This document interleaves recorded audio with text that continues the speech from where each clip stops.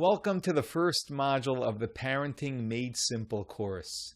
The goal of this course is to give you the most fundamental tools a parent needs to effectively raise your children to be the most beautiful versions of themselves.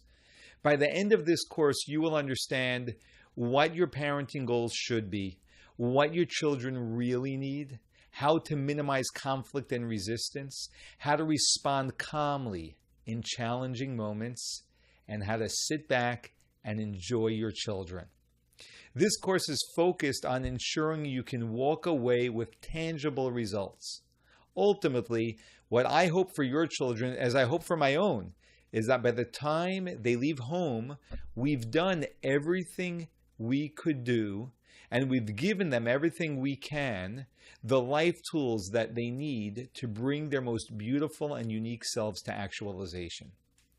Who am I and what are my credentials? I'm a rabbi and I counsel many people. However, my most important credential in regards to this course is that I have been blessed with 8 children, and I have over 18 years of hands-on experience with all ages of kids in a very busy home. I also have an extraordinary wife who my kids are blessed to have as a mother. And much of what I know about parenting actually comes from her intuitive brilliance. As John Wilmot said, before I got married, I had 6 theories about raising children. Now I have 6 children and no theories. I actually have 8 children and no theories. That's good news because I don't intend to share theories with you. I'm here to tell you what works and what you need to do to make your parenting work. We want to stay focused on effectiveness and getting results without getting lost in studies, data, and any other irrelevant psychology. Having children is one of the most rewarding experiences of life. I probably don't need to tell this to you. It is also one of the most challenging, and I suspect I don't need to tell you that either. It is challenging because it demands selflessness. Getting up in the middle of the night to feed or change the diaper of a baby loses its appeal very quickly. Dealing with a tantrum or putting kids to bed after a day of work is no fun. Spending your free time doing your kids' laundry or shopping for their school supplies isn't your ideal activity of choice. As much as we love our children, being a parent is selfless. This leads us to the most important and yet sometimes overlooked question that we must begin with. Is your purpose in having children to enhance your life, to fill it with a new form of joy and satisfaction, and to give you a purpose to live for? Essentially, are you trying to get something out of having children? Or is your purpose to give them everything you are capable of giving them so they can thrive as healthy, independent, and productive individuals? Another way of asking this question is, does having children give you rights over them because they are there to serve you? Or does having children give you obligations toward them because you're there to serve them? Rights over them makes you the purpose and the focus, and therefore you have rights. Obligations to them makes them the purpose and the focus. If we introspect for a moment to assess ourselves, we will surely discover that where we stand in this spectrum isn't absolute, and it never will be. All parents parent from a mix of these two attitudes of rights and obligations. If we look at it as a continuum where we strive to move further away from rights and closer to obligations, we will see a significant transformation in how our children look and behave. The best way to assess where we are in this continuum is by observing our basic responses to our children, which is the truest way to assess ourselves. Our actions, words, and emotions, which show up in response to our children's behaviors, are the truest indicators as to where we are at. Before I give examples of how we can assess ourselves, please No matter what you discover, don't judge yourself. What makes a good parent isn't where we find ourselves in this spectrum. The only significant measure is which direction we are going on this spectrum. Staying focused and moving in the right direction is all that matters. Okay, one of the classic examples of where we slip into concern for ourselves over our children is when we do things to or for our children because of our image, not theirs. When we yell at our children in the supermarket because they're having a meltdown, most often that's because of how embarrassed we are, not because it's the most productive way to respond to our child. When we get angry because our child talks back, our angry response is usually due to our own frustration and feeling offended. When we insist our child take a particular after-school activity or a certain career path, which they don't like, we often do this because we're focused on what we want them to do or who we want them to be or become, not what is a true expression of them. Now, don't get me wrong. I've been there and I've done all these things. I've mishandled all such situations. We all have, which is why it is no major confession. What is impressive, though, is when we do something about changing that. And that's what we're here for. It's very common for us to depend on our children to make us happy or proud. We depend on them to make us look good.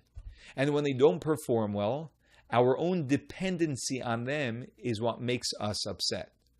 This places an enormous and unfair burden on a small child to make a grown adult happy.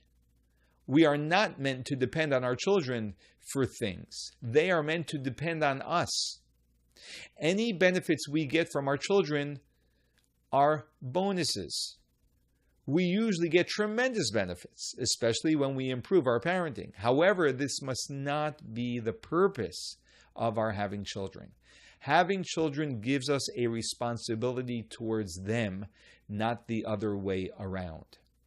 Now, here's where our attitude towards our children really determines our parenting. This may be the greatest weakness we suffer from as parents. It definitely is a weakness of mine.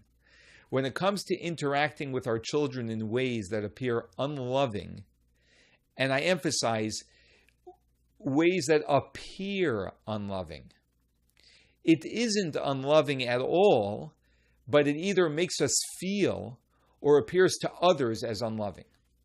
And in these instances, it's very hard for us to do the right thing and parent correctly. Any form of limitation, restriction, consequence, all of these things always appear unloving. Very often our children will tell us so. What do we do when our child says, "You're so mean," or "You're the worst parent in the world," or "I hate you"? If we are too self-focused, we feel like we're being a bad parent and we ease up. When our parenting is about us, that is what ends up happening. As we will learn later, this hurts the development of our children significantly. When we are truly focused on our child, we are child-focused, we remain focused on what's best for our child. This is actually no different than when we take our child to the doctor, knowing that the doctor will do something that will make our child cry. We must have the strength to do those important things for the development of our child despite their protesting. Raising our children to develop proper character and behavior requires parenting with loving discipline. I hope to help you develop the perspective and attitude that will strengthen you to be there for your child when they need you most, when they need structure, which they are often unable to provide themselves with. The first step isn't changing our behavior, although we will surely get to that.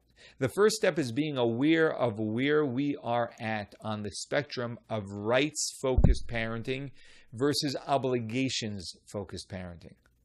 What is motivating the way we respond to our children? This is the most significant step in making changes for the future. We need to ask ourselves this simple question after every interaction with our children. Who was I thinking about when responding to my child? Myself or my child? Who was I thinking about when I yelled at them for breaking something? Who was I thinking about when they made me late? Who was I thinking about when they said no to me telling them to clean their room? Who was I thinking about when I gave in to their pleas?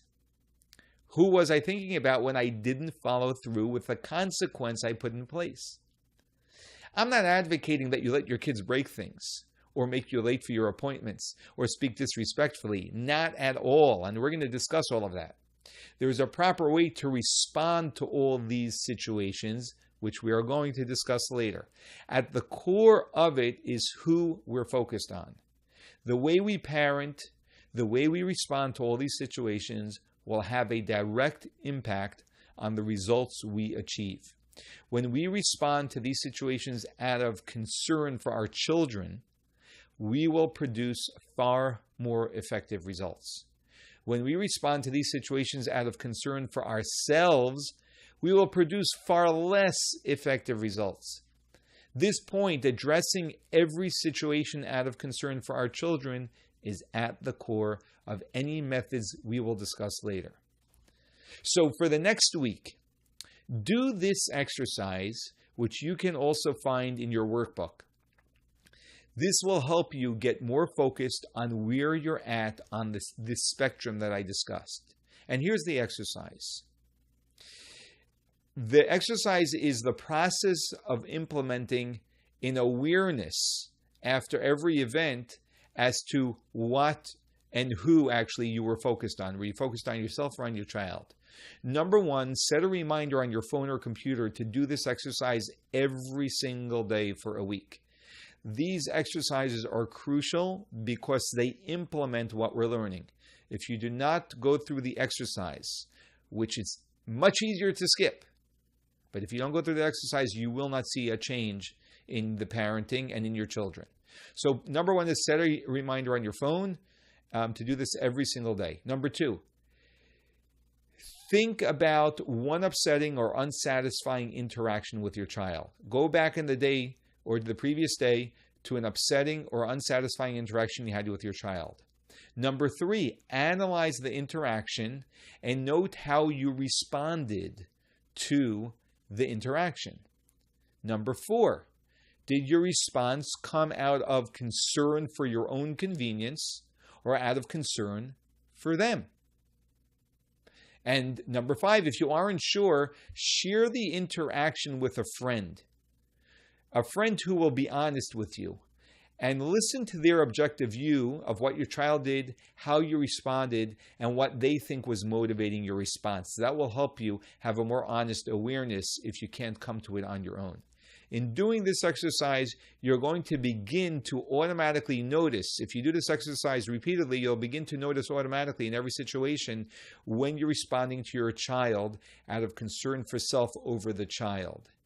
This awareness is very important because when you're aware of this, it's going to help you in changing it, as we will discuss in the upcoming modules. Good luck with the exercise, and I look forward to seeing you in module number 2.